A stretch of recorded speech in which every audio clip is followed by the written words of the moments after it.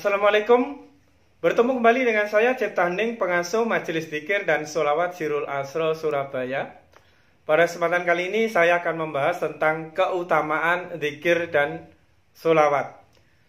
Dzikir kadangkali membuat seseorang itu justru jauh daripada Allah, justru dia dekat dengan jin dan kodam.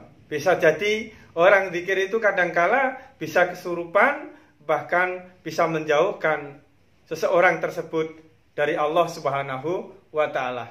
Kenapa hal itu terjadi? Kita simak video selanjutnya. Zikir adalah seringkali kita artikan sebagai mengingat, mengagungkan, dan memuji daripada Allah Subhanahu wa Ta'ala. Namun apabila kita tidak pernah belajar zikir, belajar siapa yang kita sebut, siapa yang kita puji, siapa yang kita agungkan, maka zikir-zikir kita, pujian-pujian kita justru akan membuat diri kita itu menjauh daripada Allah, justru akan semakin dekat kepada jin. Kadangkala seringkali yang didapatkan di dalam zikir itu justru kodam, sehingga kodam itu mempengaruhi tingkah laku, mempengaruhi emosi, mempengaruhi rezeki, mempengaruhi kebahagiaan dan ketenangan daripada hati.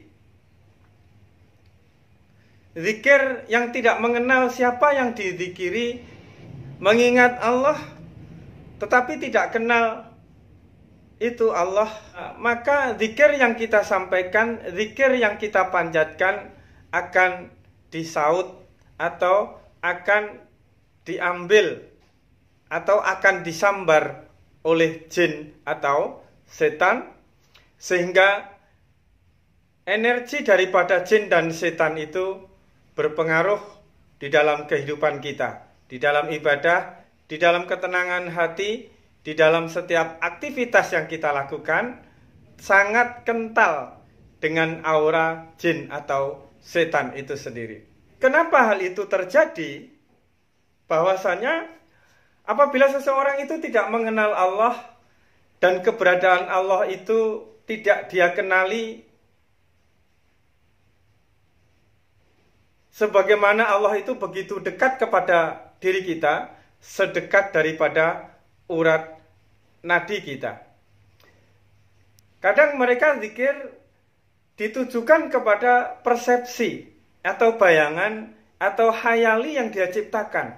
Seakan-akan Allah itu di langit, seakan-akan Allah itu di Ka'bah, di Madinah, di Ares, atau di mana sesuai dengan persepsi atau pengetahuan atau keyakinan yang dia dapatkan.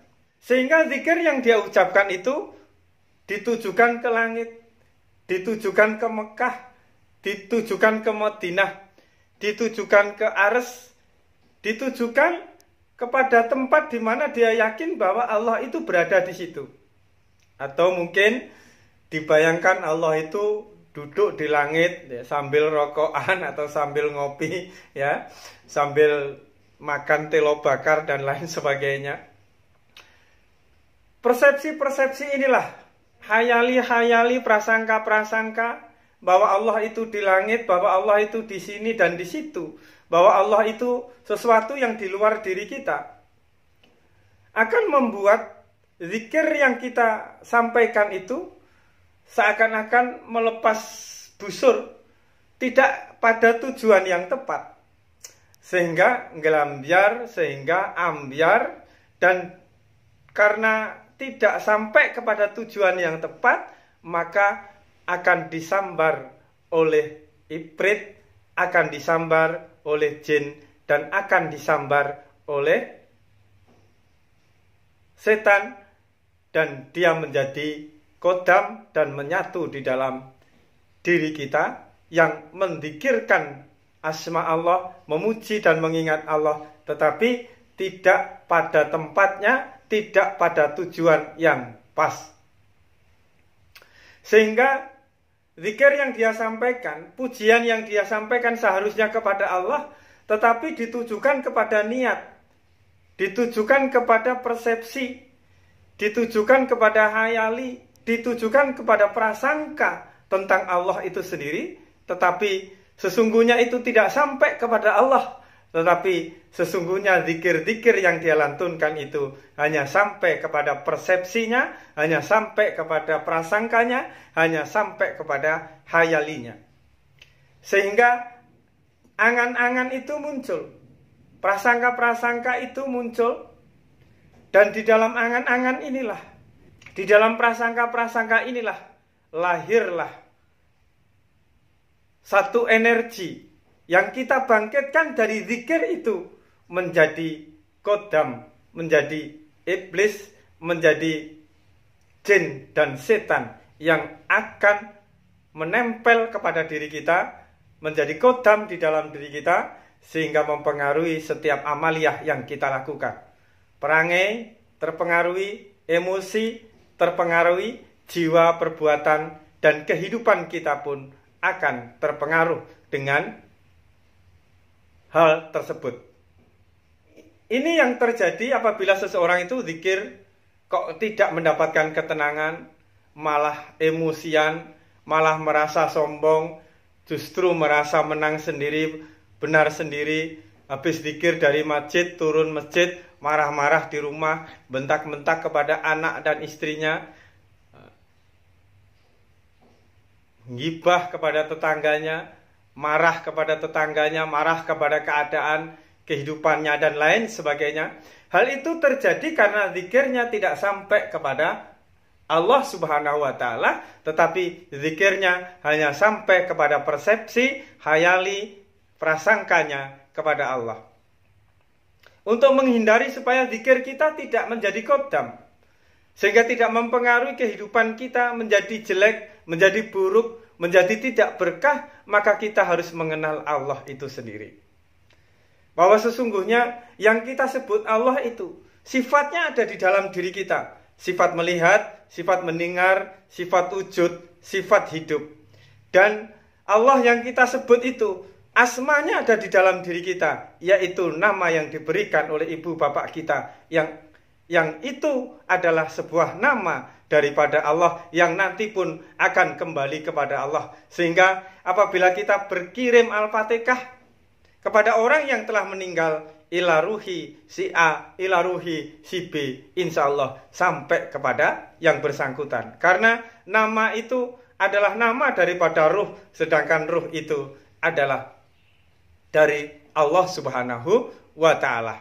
Seringkali saya jelaskan, orang yang sudah meninggal, maka bukan si A atau si B yang disolatkan atau dimandikan, pasti selalu yang dipertanyakan adalah jasadnya, mayitnya sudah dimandikan, mayitnya sudah disolati dan lain sebagainya. Nama dan gelarnya itu hilang, namanya kembali kepada ruh, menghadap kepada Allah Subhanahu wa Ta'ala. Itu sebagai tanda bahwa nama itu berasal daripada Allah dan akan kembali kepada Allah. Setiap huruf, setiap sebutan, setiap nama itu adalah berasal daripada Allah dan akan kembali kepada Allah. Selanjutnya adalah perbuatan. Di situ ada kodrat, di situ ada irodat, di situ ada kodok, dan di situ ada qadar. Allah yang menggerakkan kita.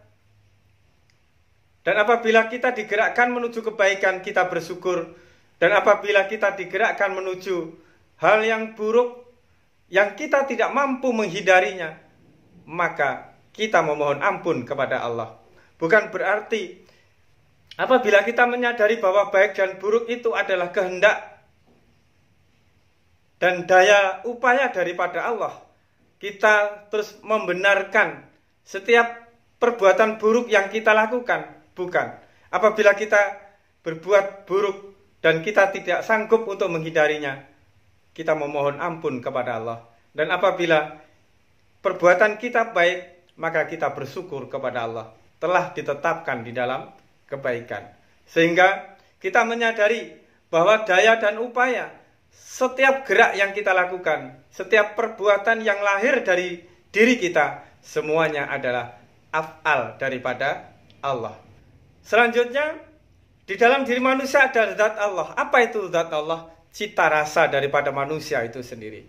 Apa cita rasa daripada manusia? Ikhlas, kesabaran, ketulusan, Rahman dan Rahim. Itu adalah zat Allah. Sesuatu yang kita tidak bisa melihat, sesuatu yang kita tidak bisa ceritakan kepada orang lain, kecuali kita merasakan apa itu ikhlas, apa itu cinta, apa itu tulus, apa itu sabar, dan apa itu ridho. Keridhaan, ketulusan, kesabaran, kebijaksanaan, itulah yang dinamakan zat Allah. Dan itu ada di dalam diri manusia, bukan sesuatu di luar diri manusia. Maka sesungguhnya, apabila kita mengingat Allah, bukan kita arahkan kepada sesuatu di luar diri kita. Apabila kita mengingat Allah, memuji Allah, maka anak panah itu tidak kita tujukan kepada sesuatu di luar diri kita, tetapi harus kita tujukan kepada diri kita. Kalau kita tidak bisa dan belum belajar tentang 7 latifah yang ada di dalam diri kita, baik itu latifah kolbi, latifah siri, latifah kofi, latifah jahar, dan lain sebagainya yang ada di dalam diri kita, maka apabila kita berzikir kepada Allah, cukup kita tujukan ke dalam hati kita. Karena disitulah Baitullah, disitulah seharusnya kita mengarahkan anak panah zikir kita, anak panah puji-pujian kita, anak panah tasmid kita kepada Allah Subhanahu wa ta'ala. Apabila anak panah itu tidak ditujukan ke dalam hati kita, maka yang terjadi adalah menjadi kodam, sehingga segala kehidupan kita sangat dipengaruhi dan didominasi oleh jin dan setan yang menjadi kodam di dalam diri kita, yang diakibatkan yang terlahir dari zikir yang tidak diarahkan anak panahnya ke dalam latifah atau di dalam hati kita. Maka zikir itu sendiri ada ilmunya, tidak asal zikir. Makanya zikir itu diperlukan sanad. Sanad itu apa? Maka zikir itu diperlukan ijazah. Ijazah itu apa?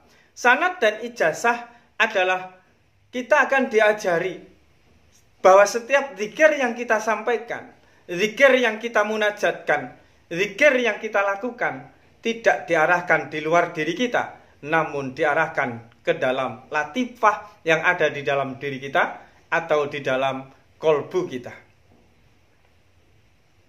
Jadi perbaikilah zikir kita.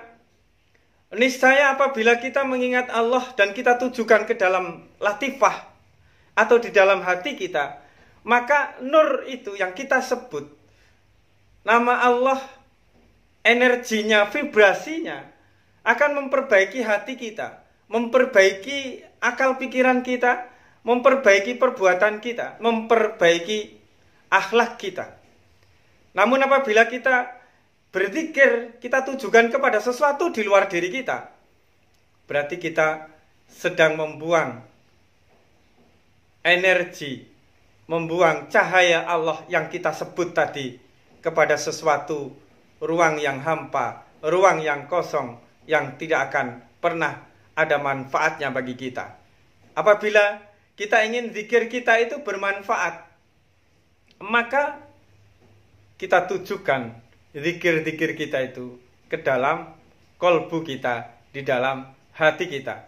Begitu juga apabila kita pernah belajar thariqah, di saat zikir la ilaha illallah, la ilaha illallah, la ilaha illallah, itu tidak keluar. Itu diucapkan ke dalam latifah. Kanan kiri terus garis jantung ini, garis lurus ini ke atas, terus ke kanan kiri lurus. Ya, itu latifah yang ada di dalam diri kita, agar kalimat tauhid la ilaha illallah itu tertanam, terhujam di dalam hati kita, sehingga mampu menumbuhkan perangai perilaku yang penuh dengan tauhid kepada Allah Subhanahu wa ta'ala. Jadi ingat sahabatku dan saudaraku semua, zikirlah, ingatlah kepada Allah dan fokuskan itu di dalam hati, atau belajar latifah, fokuskanlah itu di dalam latifah.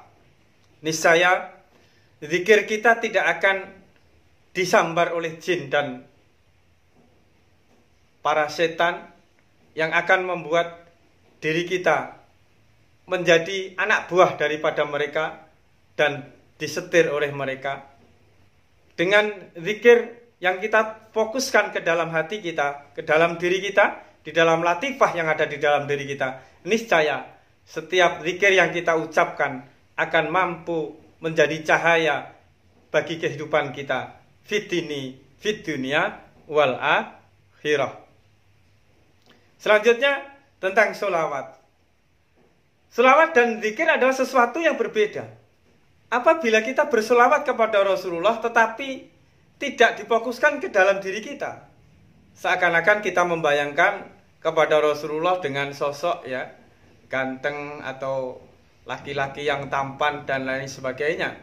Hal itu tidak masalah, karena setiap sosok yang kita bayangkan di dalam dirinya adalah Nur Muhammad.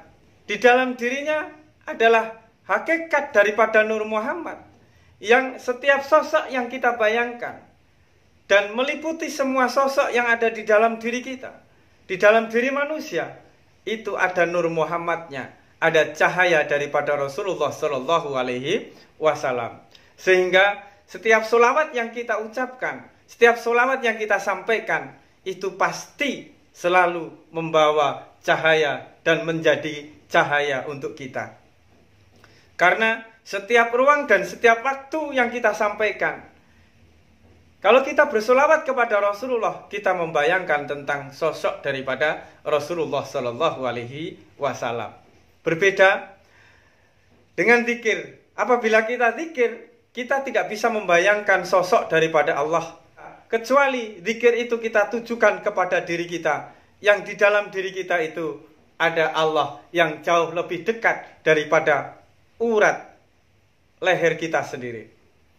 Dan apabila kita zikir dan kita bayangkan sosok, maka kita sedang berzikir kepada sesuatu ruang yang kosong, yang hanya tertuju ke dalam hayali, prasangka, dan imajinasi kita tentang Allah. Dan hal itu berbahaya karena akan disambar oleh para jin, khususnya jin ifrit, sehingga menjadi kodam di dalam diri kita, mempengaruhi setiap perilaku dan kehidupan kita. Apabila kita selawat, kita pasti membayangkan sosok daripada Rasulullah Shallallahu Alaihi Wasallam, karena beliau adalah sosok seorang manusia yang sempurna, seorang insan. Walaupun kita tidak pernah mengenal beliau, tidak pernah melihat wajah beliau, pasti kita membayangkan di saat kita bersolawat kepada Rasulullah Shallallahu Alaihi Wasallam. Di saat kita membayangkan sosok itulah, sesungguhnya di dalam setiap sosok yang kita bayangkan, tentang ketampanannya, tentang kebijaksanaannya, tentang keteduhannya, tentang kasih sayangnya kepada umatnya, di situ sampai solawat itu kepada Nur Muhammad, yaitu hakikat daripada Rasulullah Shallallahu Alaihi Wasallam. Sehingga selawat itu, meskipun kita dengan keadaan sombong, dengan keadaan tidak ikhlas untuk berselawat kepada Rasulullah, dalam keadaan hati yang kotor, tetap diterima oleh Allah, tetap diterima oleh Rasulullah. Dan selawat yang kita sampaikan dengan hati yang kotor akan bermanfaat untuk membersihkan hati kita, untuk mendamaikan hati kita. Apabila kita bersedih, kita bersolawat, solawat itu akan menjadi energi yang menenangkan bagi kita, meneduhkan bagi kita. Namun berbeda dengan zikir, apabila kita berzikir tetapi dengan hati yang kotor, justru zikir itu akan menambah kotornya hati kita.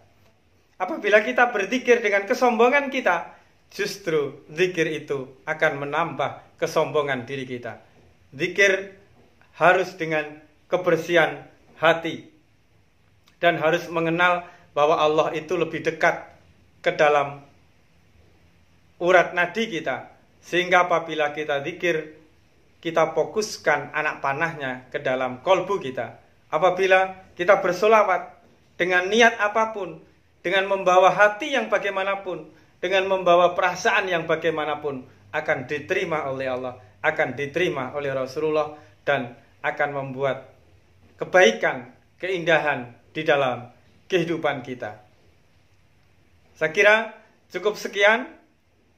Semoga manfaat. Berzikirlah, tetapi jangan sampai zikir itu dengan membawa hati yang kotor atau rasa yang sombong, tetapi bawalah hati yang bersih, rasa yang rendah hati kepada Allah, dan fokuskan zikir itu di dalam kolbu kita. Selanjutnya, bersolawatlah di dalam setiap keadaan apapun, dalam hati yang bagaimanapun, karena tidak ada jalan keluar, tidak ada yang mampu menolong kita kecuali wasilah kita kepada Rasulullah hingga sampai kepada Allah Subhanahu wa Ta'ala. Saya kira cukup sekian. Tetaplah berprasangka baik di dalam segala keadaan, karena Allah itu tergantung daripada prasangka hambanya. Tetap semangat, stay waras, stay fokus. Wassalamualaikum warahmatullahi wabarakatuh.